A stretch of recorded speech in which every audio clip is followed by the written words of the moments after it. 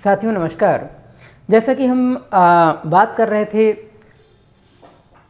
जो हिटलर का उदय हुआ इसके बाद में हमने बात किया कि कैसे जो पोलैंड में नस्ली कल्पनालोक जो स्थापित हुआ, यानी कि जो एक पुनर्निर्माण हुआ पोलैंड में, उसकी हमने विस्तार से चर्चा की थी। इसके बाद में कुछ चरण हमने बताए थे, जो मौत का सिलसिला चला नासी वर्ग का, उसमें दो चरण जो कि लगभग 3 चरण हुए थे, लेकिन 2 चरण हम विस्तार से चर्चा करने वाले थे।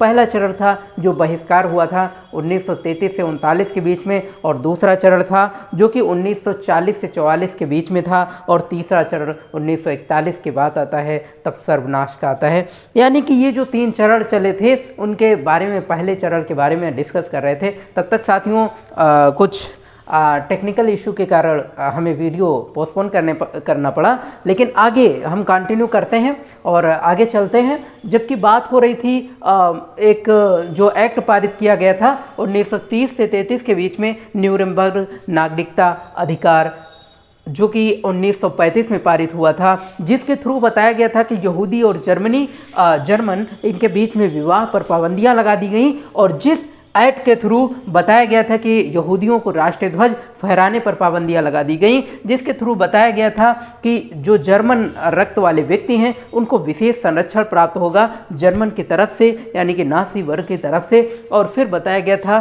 कि यहूदियों पर कुछ और नियंत्रण किए गए थे, जिसमें पहला नियंत्रण था कि उनको सरकारी नौकरी नहीं दी जाएगी, और दूसरा ये था कि उनको व्यवसाय करने का अधिकार नहीं होगा, और तीसरा था वो संपत्ति नहीं रख सकते थे, उस पर कब्जा नहीं कर सकते थे, उसकी बिक्री नहीं कर सकते थे।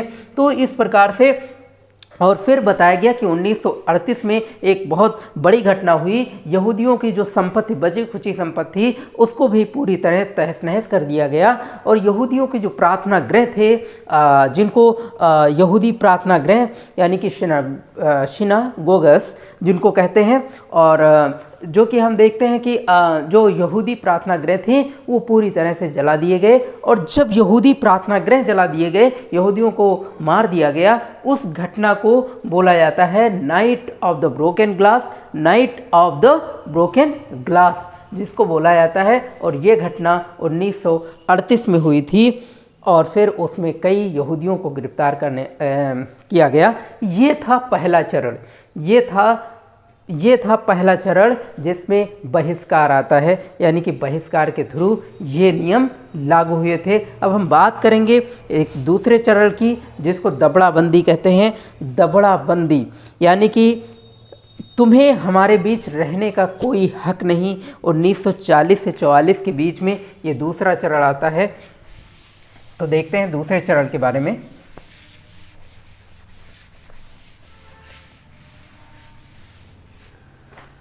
तो दूसरा चरण है दबड़ाबंदी। दूसरा चरण है दबड़ाबंदी।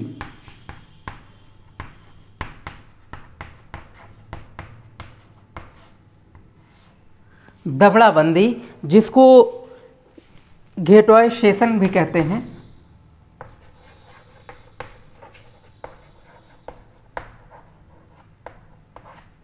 और ये जो दबड़ाबंदी है, इसके थ्रू क्या नियम लागू किए गए थे।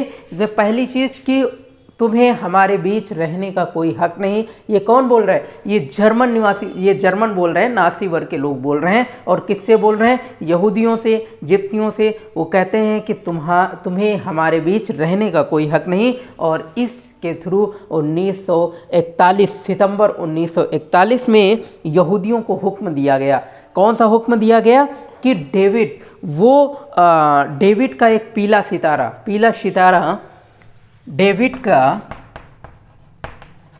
एक पीला सितारा,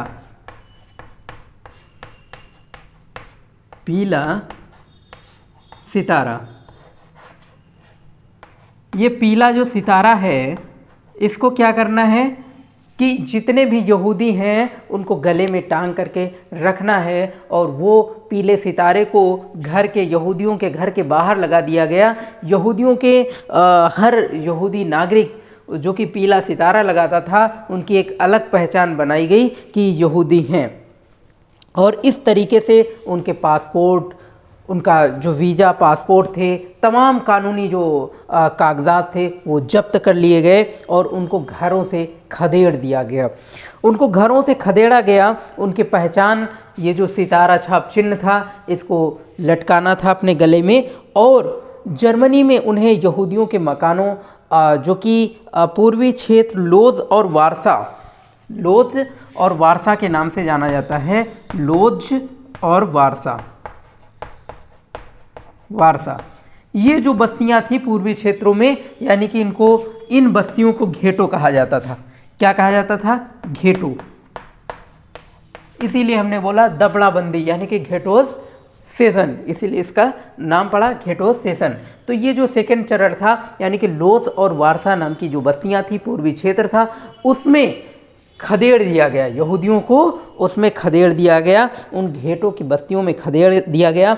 वो बेहद पिछड़े और निर्धन इलाके थे। निर्धन मतलब बहुत ही गरीब बस्तियां थीं। घेटों में दाखिल करने से पहले यहूदियों की सारी संपत्ति छीन ली जाती थी और फिर घेटो बस्तियों में वंचना, भूखमरी और गंदगी, बीमारियों से व्याप्त सारी बस्तियां थी, उसी में उनको रहने दिया जाता था। और फिर तो इस प्रकार से ये सेकेंड चरण जो दबड़ाबंदी कहलाता है ये हुआ और यहूदियों को खदेड़ दिया गया। निर्धन गरीब जो कि बस्तियां थीं उसमें खदेड़ दिया गया और उनकी सारी संपत्ति जब्त कर ली गई, उन्हें मरने के लिए छोड़ दिया गया एक प्रकार से। और फिर तीसरा चरण आता है सर्वनाश का, जो 1941 के बाद होता है। तो सर्वनाश का जो चरण आता है, तीसरा चरण, कौन सा? सर्वनाश। वो चरण क्या कहलाता है? सर्वनाश का। तीसरा चरण आता है सर्वनाश का। सर्वनाश यानी कि तुम्हें जीने का अधिकार नहीं है, जीने का ही अधिकार नहीं है। पहले चरण में हमने देखा कि तुम्हें हमारे बीच नागरिकों की तरह रहने का अधिकार नहीं है, और नागरिकों की तरह रहने के अधिकार में यहूदियों को सरकारी सेवा से निकाल दिया गया, यहूदियों को विवाह पर पाबंदी लगा दी गई जर्मनों से, और यहूदियों की सारी संपत्ति जब्त कर ली गई, यहूदियों को झंडा फहराने पर पाबंदी लगा दी गई। इस प्रकार से पहला चरण होता है। फिर दूसरे चरण में हम देखते हैं कि तुम्हें हमारे बीच रहने का अधिकार नहीं है, यानी कि हमारे बीच रहने का कोई हक नहीं, और फिर उन्हें अपने घरों से निकाल दिया जाता है और उन्हें घेटों की बस्तियों में भेज दिया जाता है। वो भी उनकी सारी संपत्ति जब्त कर ली जाती है और उन्हें उनके गले में एक पीला सितारा, जो कि घेटो डेविड नाम से एक पीला सितारा जो कि गले में लटकाना पड़ता था, उनको अलग पहचान बतानी पड़ती थी और फिर उनको अलग बस्तियों में भेज दिया जाता है। इसके बाद जब तीसरा चरण आता है सर्वनाश का, तो तुम्हें जीने का हक ही नहीं है, तुम्हें जीने का हक नहीं है, ऐसा कहकर के तीसरा चरण आता है, यानी कि तुम्हें जीने का अधिकार नहीं है। 1941 के बाद का ये चरण आता है और उसमें जो यातना गृह होते हैं, उनके बाहर जो बाउंड्रियां होती हैं, उनके ऊपर जो तार लगे होते हैं, उनमें करंट छोड़ दिया जाता है, यानी कि कोई भी यातना गृह से बाहर जाएगा तो करंट लग करके मर जाएगा। और हम देखते हैं कि बड़े बड़े गैस चेंबर बनाए जाते हैं जिसमें जहरीली गैसें भर दिया जाता है। फिर समूचे यूरोप में जो यहूदी मकान होते हैं, यातना गृह, घेटो बस्तियां, जो एक तरीके से हमने देखा था कि जो घेटो अभी हमने देखा, लोज और वारसा नाम की जो बस्तियां थी, हम तीसरे चरण की बात कर रहे हैं।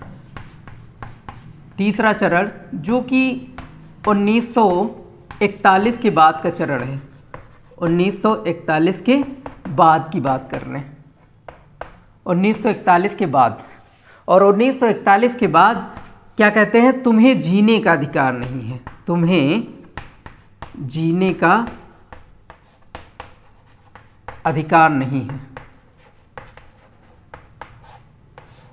तुम्हें जीने का अधिकार नहीं है। तो इसके अंतर्गत जो भी हम देख रहे थे कि घेटू बस्तियां, जिनमें वो बस्तियां थीं जिनमें यहूदियों को भगाया जाता है और घेटो बस्तियों में बसा दिया जाता है, जो निर्धन बस्तियां होती हैं, वो घेटो बस्तियों के जो लोग थे और जितने भी यहूदी मकान थे, यहूदी मकान और यातना गृह, तो यहूदी मकान यातना गृह में जो लोग थे इन सब को लाया जाता है और इन सब को मालगाड़ियों से भर भर करके कहाँ ले जाया जाता है? मौत के कारखानों में। मौत का कारखाना बोले तो एक ऐसा गृह जिसमें गैस चेम्बर, एक तरीके से गैस चेम्बर होते थे और उसमें ले जा कर के सबको, जो यहूदी थे, जो भी घेटो बस्तियों में जो लोग थे, उनको ले जा कर के और उन मौत के कारखानों में छोड़ दिया जाता था। और वो मौत के कारखाने थे जो कि पूर्वी क्षेत्रों में, पोलैंड और जर्मन के पूर्वी क्षेत्रों में बसे हुए जो थे, उसमें उन कारखानों को के कुछ नाम भी थे, जैसे कि एक था बेल्जेक, नाम था बेल्जेक और औशवित्स, क्या नाम था? औशवित्स। और एक था बेल्जेक और दूसरा था ऑस्चिक, दूसरा था चेल्मनो और चेल्मनो और एक था मैदानेक।